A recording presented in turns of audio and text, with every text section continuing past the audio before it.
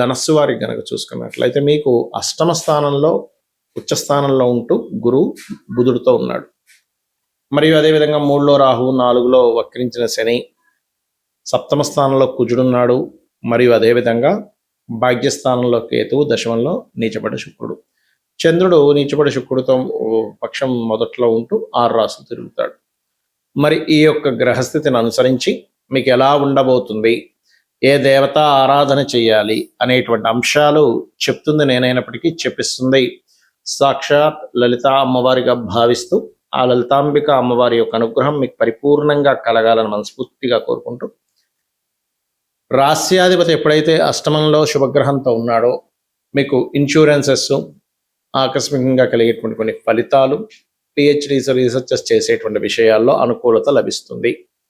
కాకపోతే ఈ పక్షం మొదట్లో అంటే 16, 17 తేదీలు ఎట్టి పరిస్థితుల్లో ఉద్యోగంలో, మీరు చేసిన ఉద్యోగంలో కొంచెం ఎమోషనల్గా కొన్ని నిర్ణయాలు తీసుకుంటారు. కాబట్టి ఆ యొక్క విషయాల్లో జాగ్రత్తగా ఉండండి. అదేవిధంగా 19, 20, 21 తేదీల్లో ఖర్చు పెట్టేటప్పుడు, ఇన్వెస్ట్మెంట్ చేసేటప్పుడు చాలా జాగ్రత్తగా ఉండండి. మరియు అదేవిధంగా మీరు 28, 29, 30, 31 ఈ తేదీల్లో కూడా కాస్త మీరు ఎవరితోనైనా అగ్రిమెంట్స్ రాసుకునే విషయంలో కానీ, అన్నదమ్ములతో, అక్క చెల్లెలతో కానీ, ఎవరితోనైనా మాట్లాడేటప్పుడు కానీ, మెయిల్ పంపించేటప్పుడు కానీ 1కి 4 సార్లు చెక్ చేసుకోండి. తద్వారా ఇబ్బంది వస్తుంది. అలాగే కాస్త ఈ పక్షంలో ఎవరైనా ఉద్యోగం ఇప్పిస్తాము అన్నప్పుడు అటువంటి వాటికి ధనం వెచ్చించడం లాంటి పిచ్చి పనులు చేయకండి. దయచేసి వాటి వల్ల డబ్బులు పోతాయి. ధైర్యంగా, సాహసంగా కొన్ని నిర్ణయాలు తీసుకుంటారు, మంచిదే. అర్ధాష్టమ శని ప్రభావం తగ్గుతుంది. చతుర్థంలో ఉండే శని వక్రించినందుకు. అదేవిధంగా ఎప్పటి నుంచో కొన్ని ప్లేసెస్ మారుదాం అనుకునేటువంటి వారికి ఇప్పుడు బాగుంది. సప్తమంలో కుజుడు ఉన్నందుకు జీవిత భాగస్వామిని ఎంపిక చేసుకునే విషయంలో కానీ, లైఫ్ పార్ట్నర్తో పాటు బిజినెస్ పార్ట్నర్స్ని ఎంపిక చేసుకునే విషయంలో కానీ కొంత ఘర్షణ వాతావరణం ఉంటుంది. దాని తర్వాత మీరు అనుకున్నది సాధించగలుగుతారు వివాహం విషయంలో. ఇంకోటి, ఎవరైనా ఇష్టపడిన వారిని వివాహం చేసుకునే విషయంలో ఆ యొక్క ప్రయత్నంలో కొన్ని ఘర్షణాత్మకమైన సంఘర్షణలు ఎదురవుతాయి. అదేవిధంగా మీకు భాగ్యంలోకి రవి వస్తున్నందుకు మీరు చేసే రీసెర్చెస్ వల్ల, లేకపోతే హైయర్ ఎడ్యుకేషన్ రిలేటెడ్లో కొన్ని మెడల్స్, కొంత పేరు ప్రఖ్యాతులు తెచ్చుకోవడం జరుగుతుంది. ఇక మీరు నిత్యము చేయవలసిన దేవత ఆరాధన నరసింహస్వామి యొక్క ఆరాధన చేయండి. అన్ని విధాలా మీకు బాగుంటుంది. ఇక్కడ చాలామంది ఏంటంటే శుక్రుడు నీచంలో ఉన్నాడు కదండి ఈ పక్షంలో, మరి గురువు ఉచ్చలో ఉన్నాడు కదా. అదేవిధంగా జన్మజాతకంలో కూడా చాలామంది అడుగుతుంటారు, ఏమండి మాకు పలానా గ్రహం నీచంలో ఉంది, పలానా గ్రహం ఉచ్చలో ఉంది, పలానా గ్రహం కేంద్రంలో ఉంది, పలానా గ్రహం కోణంలో ఉంది, ఇది హంస మహాపురుష యోగం అంటున్నారు, ఇది మాలవ్య మహాపురుష యోగం అంటున్నారు, లేకపోతే ఇలా రకరకాలు భద్ర మహాపురుష యోగము. ఏమిటిది, మాకు చూస్తేనేమో ఇన్ని యోగాలు ఉన్నాయంటున్నారు, మరి మాకు ఏ యోగము కనబట్టం లేదు అని అంటుంటారు. ఇక్కడ ఏంటంటే ఒక విషయాన్ని మీరు బాగా అర్థం చేసుకోవాలి. యోగము ప్రతి జాతకంలోనే ఉంటాయి. యోగాలు, అవయోగాలు ఉంటాయి. యోగం అవయోగం లేకుండా అసలు మనిషి జన్మనెత్తాడు. ఎందుకంటే ప్రతి మనిషి కూడా తన కర్మని క్లియర్ చేసుకోవడానికి జన్మిస్తాడు, ప్రతి జీవి కూడా.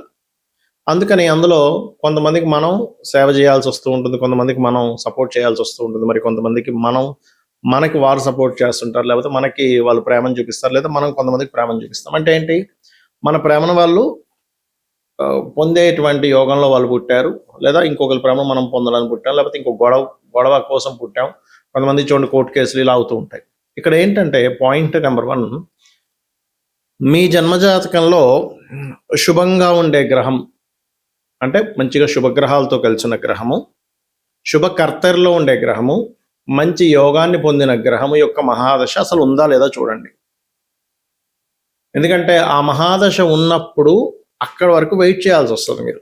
అంటే ఇప్పుడు KFC అధినేత ఉన్నారు, ఆయన దాదాపుగా 60 ఏళ్ళ వరకు కూడా ఇబ్బంది పడ్డాడు ఆయన లైఫ్లో. 60వ ఏట ఒక KFC అనేది క్రియేట్ చేసి అప్పుడు సెటిల్ అయ్యాడు.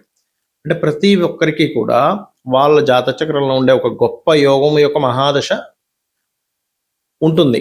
దానికోసం కొంచెం మనం ఓపికగా వెయిట్ చేయగలగాలి. ఇదే మనకి రామాయణంలో కూడా సీతామహాతల్లి చెప్తుంది, ఎవరు కూడా తొందరపడి ఆత్మహత్య చేసుకోకూడదు, ఎప్పుడు ఏ క్షణం ఎప్పటి నుంచి బాగుంటుందో మనకు తెలియదు కాబట్టి అంటుంది. ఎందుకంటే తన యొక్క జడతోనే తను ఒక సెకండ్ అనిపిస్తుంది తనకి.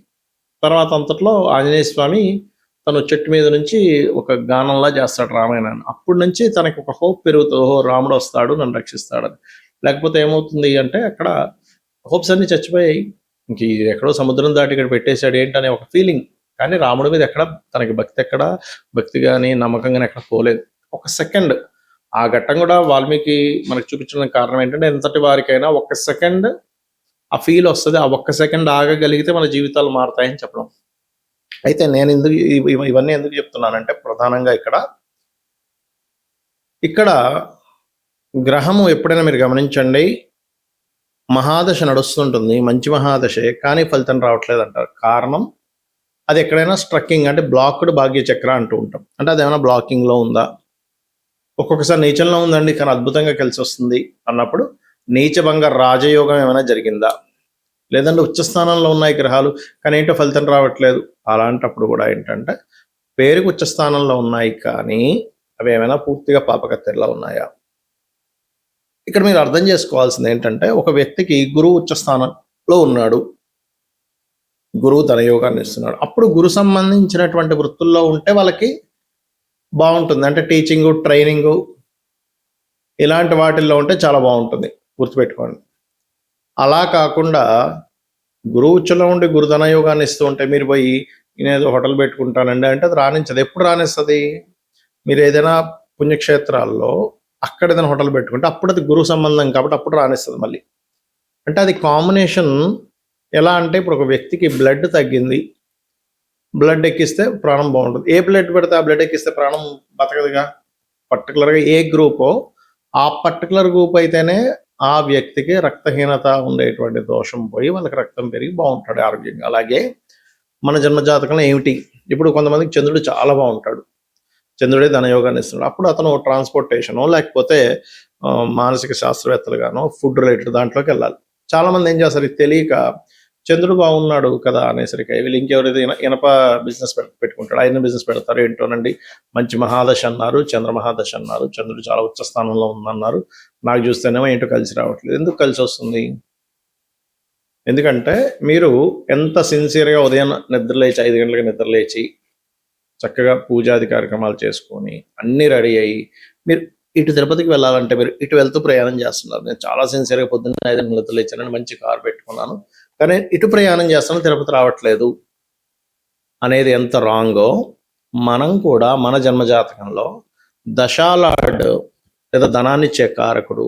ఎందుకంటే ఇవాళ రేపు అందరికీ కూడా సమస్య ధన సంబంధంగానే ఉంది, డబ్బులు రావట్లేదు, అన్ని సమస్యలు దాని నుంచే చుట్టూ ఉంటుంటాయి.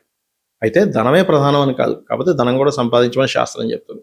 మీ పర్సనల్ చార్ట్లో చదువుకునే స్టేజ్ నుంచి కూడా అసలు నేను ఏ కోర్స్ చేస్తున్నాను, అది నాకు ఉపయోగపడుతుందా లేదా అనేటువంటి చూసుకోండి పర్టికులర్గా, అప్పుడు మీకు ఆటోమేటిక్గా బాగుంటుంది అది.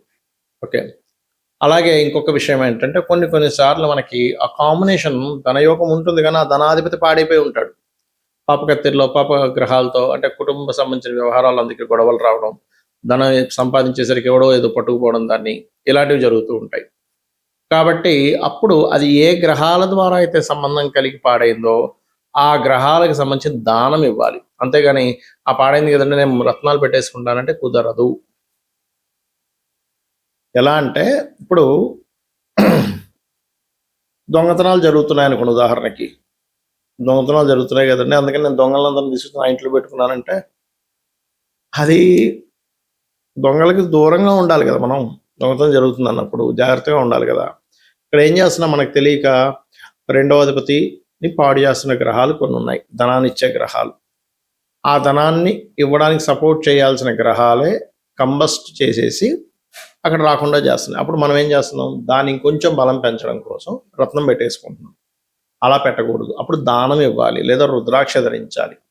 ఇలా ఒక్కటని కాదు, ప్రతి భావానికి మీరు ఒక ఇల్లు కొనుక్కోవాలనుకుంటున్నారు, వివాహం అవ్వటం లేదు, లేదా సంతానం కలగట్లేదు, ఆ పర్టికులర్ భావాధిపతి ఆ కాంబినేషన్లో క్లియర్గా ఉంటూ అది ఎంతవరకు బలాన్ని పొందాడు అనేటువంటిది ఉంటుంది ప్రతి జాతకంలో, ప్రతి అంశం మీద. ఆ బలాల యొక్క బేరేజ్ని బట్టే వీళ్ళకి ఓకే ఇంత లేట్ అవుతారు లేదా తొందరగా ఉంటుంది, అద్భుతంగా ఉంటుంది ఈ మహాదశలో అనేటువంటి తెలియజేయడం జరుగుతూ ఉంటుంది. కాబట్టి నేను చెప్పబోయేది ఏంటంటే, ఒకటే గుర్తుపెట్టుకోండి, ఫస్ట్ ఎంతసేపు ఏలినాడు శని లేకపోతే కాలసర్ప దోషాలు ఇవి ఉన్నాయి, నేను లేవనట్లే, కానీ దీని ప్రభావం కొంతే ఉంటుంది. ఇది ఒకటే కాకుండా అసలు ఎనాలిసిస్ చేయడం తెలుసుకుంటే, అంటే ఏంటి, మీకు ఏ దశ నడుస్తుంది, ఏ అంతర్దశ నడుస్తుంది, వాళ్ళిద్దరి యొక్క బలం ఎలా ఉంది, గోచారంలో ఉండే గ్రహం ఎలా ఉంది, దానికి నేనేం చేసుకోవాలి. ఎలా అయితే ఒక మనిషి యొక్క స్కానింగ్ రిపోర్ట్ తీసుకొని అసలు ఏ వైటమిన్స్ తగ్గాయని చూసి దానికి తగ్గ టాబ్లెట్స్ ఇస్తే వాళ్ళకి ఎలా తగ్గుతుందో, ఇది కూడా సేమ్ యాజ్ ఇట్ ఈజ్ వాళ్ళ యొక్క జన్మజాతకంలో ఉండే కాంబినేషన్స్ని క్లియర్గా అబ్జర్వ్ చేసి రెమెడీస్ చేసుకోవాలి. అప్పుడు ఖచ్చితంగా పనిచేస్తాయి. రోజు నిత్యము లలిత చేసుకోవడము, రోజు దీపారాధన చేయడము, రోజు కాస్త ఆలయానికి వెళ్ళడం అలవాటు చేసుకోండి, అనే విధాలు బాగుంటుంది. శ్రీమాత్రే నమః.